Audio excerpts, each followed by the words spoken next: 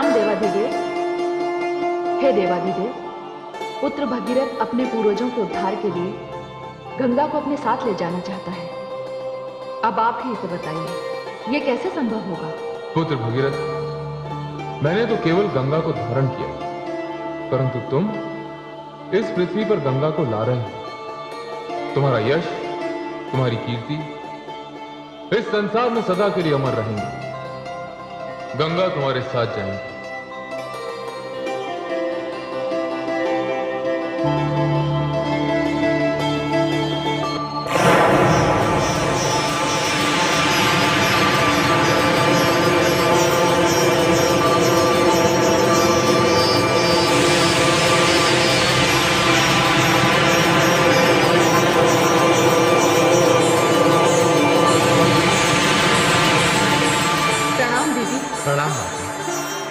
दीदी,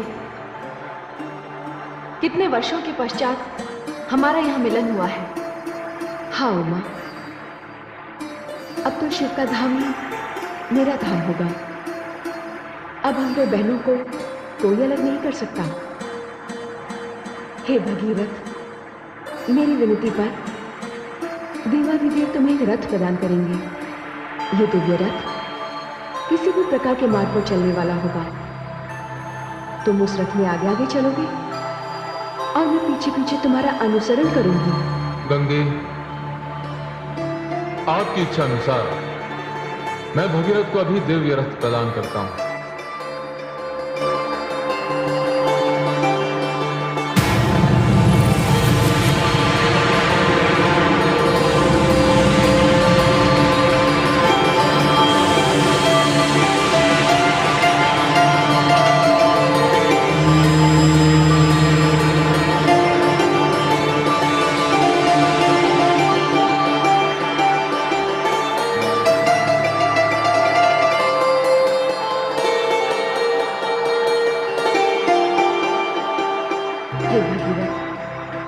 ये दिव्य रथ तुम्हारा है।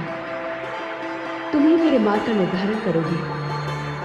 जिस मार्ग से तुम चलोगे मैं तुम्हारे पीछे पीछे आऊंगी। जैसी आपकी आज्ञा माता। प्रणाम देवाधिदेव। प्रणाम माता।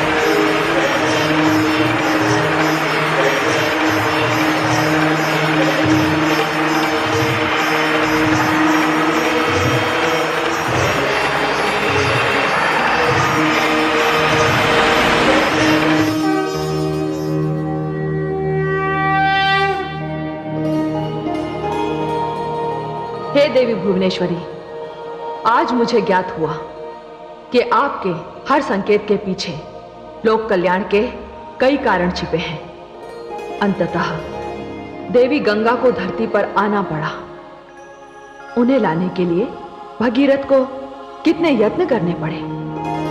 हाँ महादेवी, हिमालय देवी गंगा का स्थायी निवास है, किंतु अभी तो देवी गंगा शिव की जटाओं से निकली हैं। महादेवी, उनकी यात्रा बड़ी लंबी है। इस यात्रा में एक अनोखा संगम होने वाला है। कैसा संगम महादेवी भुवनेश्वरी? यह संगम प्रयाग में होगा, जहां इस समय सरस्वती की पावन धारा बह रही है। इसका अर्थ यह हुआ देवी भुवनेश्वरी कि देवर्षि नारद अपने प्रयास में सफल हो गए। नहीं महादेवी, अभी नहीं, अभी इसमें समय है। अभी तो महाराज भगीरथ गंगा को साथ ले जाने की प्रसन्नता में हैं, पीछे मुड़कर भी नहीं देख रहे। उनकी यात्रा अब उस स्थान पर पहुंचने वाली है जहां भगवान विष्णु ने धरती पर सर्वप्रथम अपने चरण धरे थे।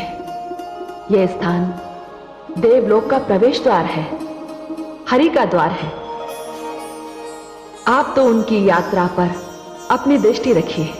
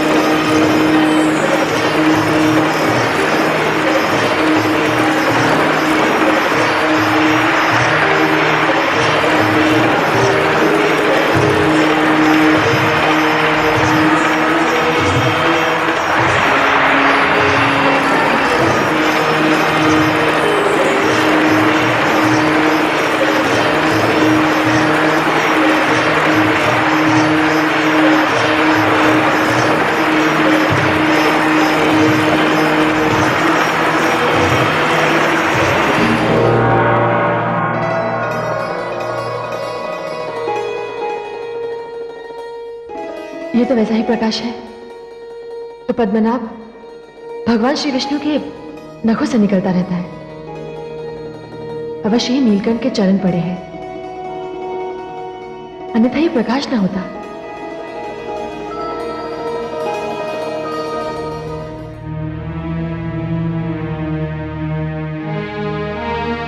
भगीरथ, भगीरथ,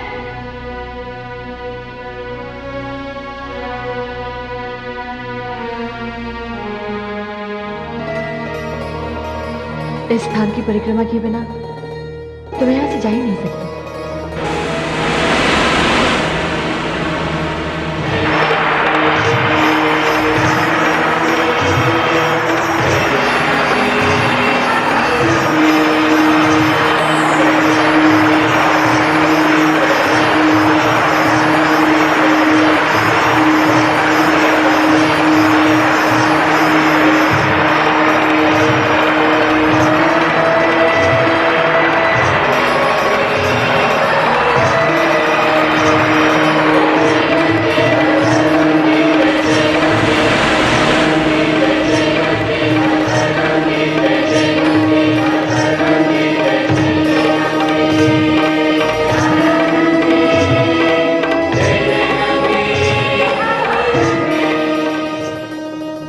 हे पद्मनाभ, इस स्थान से लोग आपको प्राप्त करने की यात्रा आरंभ करते हैं। आज आपके चरण पखार कर मैं धरती की यात्रा प्रारंभ कर रही हूं।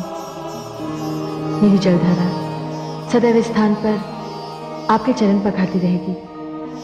इस स्थान पर आकर मेरी पूजा करने वाला आपकी कृपा से सद्गति को प्राप्त होगा। यह स्थान हरिद्वार एक महान तीर्थ बन जाएगा।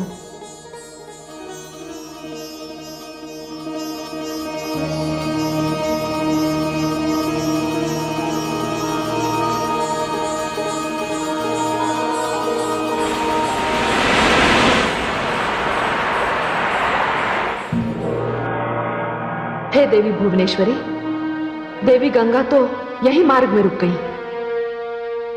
हाँ महादेवी, इस स्थान पर भगवान श्री विष्णु के प्रथम बार चरण पड़े थे। जब सागर मंथन के समय अमृत निकलने पर देवताओं और दानवों में अमृत कलश को लेकर विवाद प्रारंभ हुआ, तब भगवान विष्णु ने यही मोहिनी रूप धारण कर देवताओं की समस्या का निवारण किया था। मैं समझ गई देवी भुवनेश्वरी, जहां जहां भगवान विष्णु के चरणों का स्पर्श हुआ है, वहां वहां से देवी गंगा उनके चरण पखारती हुई निकलेंगी। किंतु हे देवी भुवनेश्वरी, इस भोले भगीरथ का क्या होगा?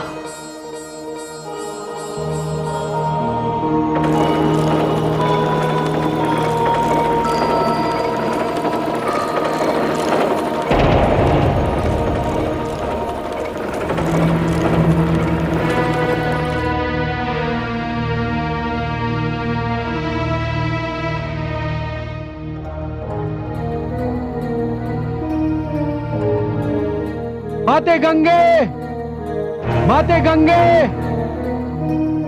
माते गंगे, माते गंगे, माते गंगे, माते गंगे। हे माता, मुझसे ऐसा कौन सा अपराध हो गया, मुझसे ऐसी कौन सी भूल हो गई माते, जिसके कारण आपने मुझसे रुष्ट होकर अपना मार्ग बदल दिया? माते गंगे, आपने तो मेरे पीछे पीछे मेरे साथ चलने का वचन दिया था। हे माता, निश्चय ही मुझसे अनजाने में कोई अपराध हुआ है। यदि ऐसा हुआ हो तो मेरा अपराध क्षमा कीजिए माते। मुझे दर्शन दीजिए, मुझे दर्शन दीजिए माते, मुझे दर्शन दीजिए।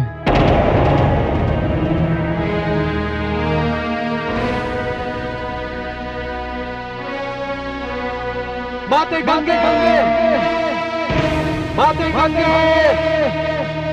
माते गंगे, माते गंगे, माते गंगे।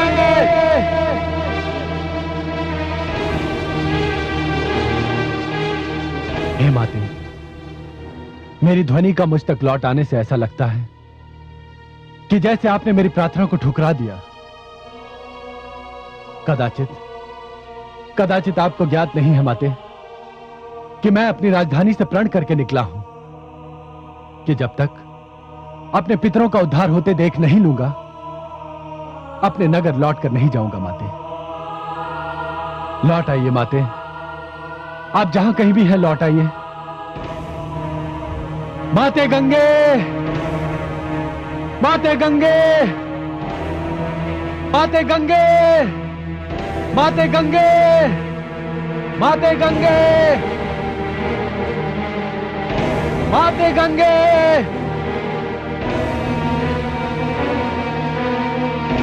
हे माता, ऐसा लगता है जैसे अब आप लौट कर नहीं आएंगी। मेरे पूर्वजों का उद्धार नहीं होगा। और माता, अब इस विषय में मैं किसी से कुछ भी नहीं कहना चाहूंगा। लगता है मेरा भाग्य भी मेरे पूर्वजों जैसा ही है। हे माता, अब तो इच्छा होती है कि मैं अपने प्राणों का अंत कर दूं। हां, मैं अपने प्राणों का अंत ही कर दूंगा।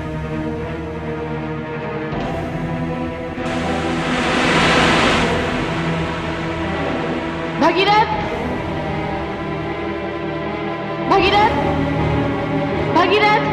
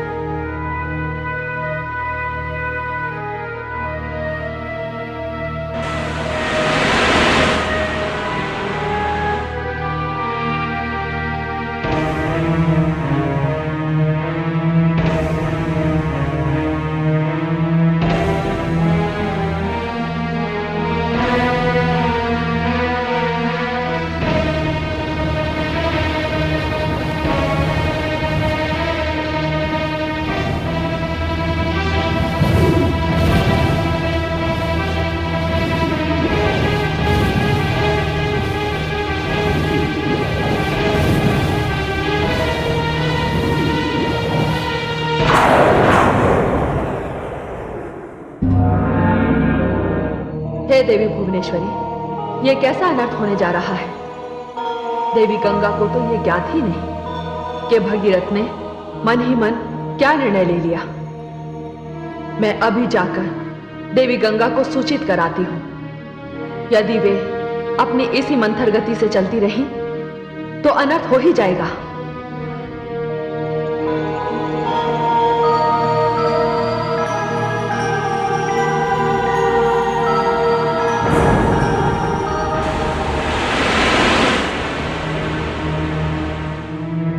भगीरथ, भगीरथ!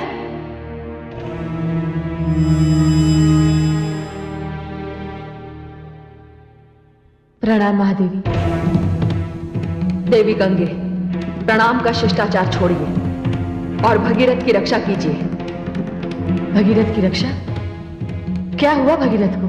देवी गंगे अपने पूर्वजों के कल्याण के लिए वो ये समझकर आगे बढ़ रहा है कि आप उसके पीछे पीछे आ रही हैं, किंतु आपको ना पाकर वो इतना निराश हो गया कि... मैं समझ गई महादेवी। भगीरथ जानता ही नहीं कि मैं कहां हूं और मुझे ना पाकर उसका निराश होना तो स्वाभाविक है। समय कम है देवी गंगा, शीघ्र उसके पास जाओ। प्रणाम।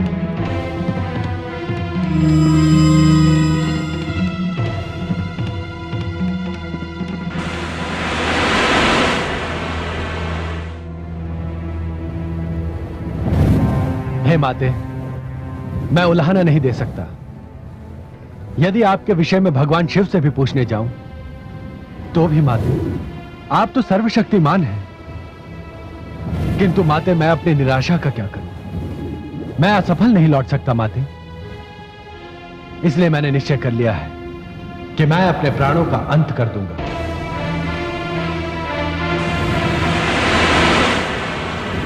भगीरथ, ये क्या कर रहे हो? माते, आप? पुत्र भगीरथ, क्या तुम्हें मेरे वचन पर विश्वास नहीं रहा? पुत्र, यह मूर्खता से परिपूर्ण पग उठाने की क्या आवश्यकता थी? मैं तो सामने एक विशेष स्थान को देखकर उधर मुड़ गई थी। पुत्र, अन पर देवादिदेव भगवान शिव ने विषपान किया था। उसी स्थान पर भगवान श्री विष्णु ने मोहिनी रूप धारण करके अपने चरण धरती पर धरे थे। मैं तो उसी पावनता का स्पर्श करने गई थी। माते, मुझे क्षमा कर दीजिए। मैंने तुम्हें क्षमा कर दिया, किंतु भगीरथ, तुम मुझे साथ लेकर चल रहे हो तो एक बात ध्यानपूर्वक समझ लो। मेरा स्वभाव कौतुक भरा है। मैं जलधारा हूं भगीरथ। चंचलता मेरी विवशता है। यदि आगे भी चलते चलते मैं तुम्हारी दृष्टि से ओझल हो जाऊं तो भली भांति मेरा पता लगाना। मैं तुमसे फिर कहती हूं भगीरथ, मैं गंगा हूं, तुम्हारे साथ चल पड़ी हूं। पुत्र, मैं वापस नहीं लौटूंगी। तुम्हारा कार्य तो मुझे पूर्ण करना ही है। माते, मुझे क्षमा कर दीजिए। मुझे क्षमा कर दीजिए माते।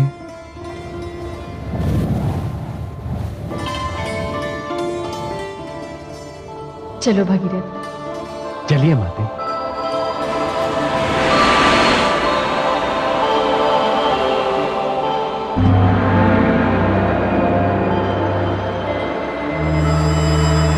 नारायण नारायण।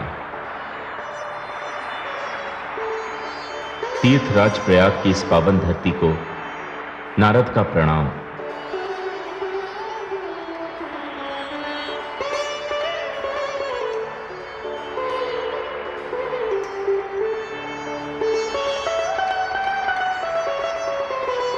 माते, माते,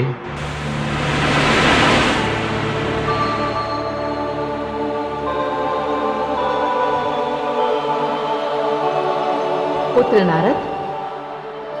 प्रणाम माते। माते, आपके पुत्र का कार्य संपन्न हुआ। महाराज भगीरथ देवी गंगा को लेकर चल पड़े हैं। वे किसी भी क्षण यहां पहुंचेंगे और शीघ्र ही ब्रह्मलोक का सूनापन आपके आगमन से समाप्त हो जाएगा। पुत्र नारद, अपनी माता पर ही नहीं तुमने इस पृथ्वी पर भी उपकार किया है। पुत्र, गंगा के आगमन से पृथ्वी धन्य हो जाएगी। माते, यही शुभ समाचार देने में यहां आया था। अब ब्रह्मलोक जाकर पिताश्री आदि प्रजापति ब्रह्मा जी को भी यह समाचार दे दूं। तेरा कल्याण हो पुत्र। प्रणाम माते। नारायण नारायण।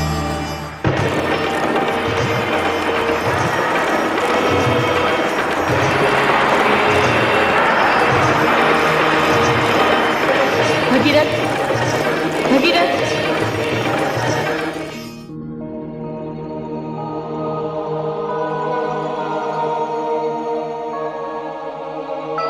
क्या बात है माते? ये हम किस स्थान पर आ गए पुत्र? हे माते, मैंने मार्ग में एक ऋषि से पूछा था। यह स्थान तीर्थों का राजा प्रयाग है। हाँ पुत्र, मुझे भी ऐसा ही प्रतीत हो रहा है। पुत्र भगीरथ, तुम्हें यहीं रुककर कुछ समय मेरी प्रतीक्षा करनी होगी। मैं महादेवी सरस्वती से मिलकर आती हूँ। महादेवी सरस्वती? हाँ,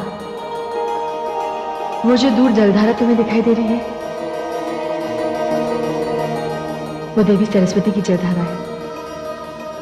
पुत्र, तुम्हें महादेवी सरस्वती का भी आभार मानना चाहिए, क्योंकि उन्हीं के कारण मैं धरती पर आई। अन्यथा मेरा तुम्हारे साथ आना संभव ना होता पुत्र। मैं चलती हूँ।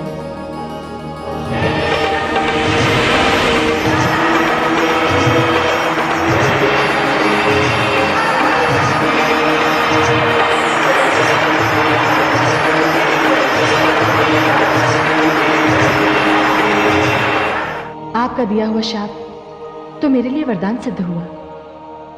उस शाप ने मुझे भगवान शिव की जटाओं में स्थायी निवास दिया। उसी शाप ने मुझे मानव कल्याण का मार्ग दिखाया, और उसी शाप के कारण मैंने धरती पर पुनः अपने हरि के चरण पखारे। कितने ही ऋषियों मुनियों ने आरती द्वारा मेरा भव्य स्वागत किया। महादेवी, मैं पुत्र भगीरथ के साथ उसके पूर्वजों का कल्याण करने जा रही हूं। हे महादेवी, सच पूछिए तो मैं आपके प्रति अपना आभार प्रकट करने आई हूं। मुझे आपका शाप देना अनुचित नहीं, उचित था, क्योंकि मैंने विष्णु लोक में मर्यादा के विरुद्ध कार्य किया था। उसे भूल जाइए देवी गंगा। जलधारा बनने के पश्चात मुझे अनुभव हुआ कि ज्ञान और कला के साथ साथ संसार में अन्य वस्तुओं का भी अपना महत्व है। मैं तो जीवन को विद्या देती हूं, किंतु देवी गंगे, आप तो जीवन दायिनी हैं। आप स्वयं जीवन देती हैं। हम सब ब्रह्म की उस शक्ति के अंश हैं जो सृष्टि पर उपकार के लिए प्रकट किए गए हैं। यहां मेरा कार्य संपन्न हुआ। मैं ब्रह्मलोक जा रही हूं। देवी गंगे, आपकी यात्रा तो अभी बहुत लंबी है। अभी तो यहां जलधारा कालिंदी से आपका मिलन होगा, जिसे लोग यमुना कहेंगे।